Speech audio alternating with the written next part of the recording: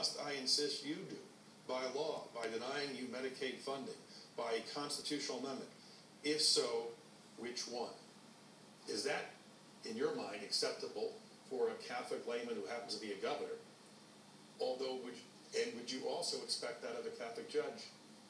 I was there at that speech. It was eloquent. It was a wonderful presentation.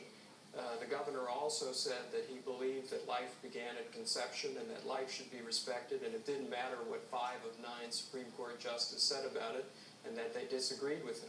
Notice what the governor did in that context. He did what the church asks him to do, to stand up as a witness of faith, to say that the dignity of the human person and the life of the human person should be protected. He fell a little bit short, with respect, about what the next step should be. He was in a position as the chief executive of the state of New York to urge policies that would protect life. He decided that he would refrain to some degree from doing that.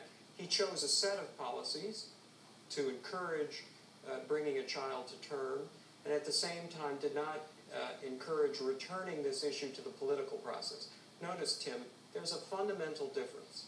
When Catholic politicians bring their faith to the legislative branch, they're not imposing, they're sharing. If their view is going to be adopted, it's because the consent of the governed has decided to accept their view.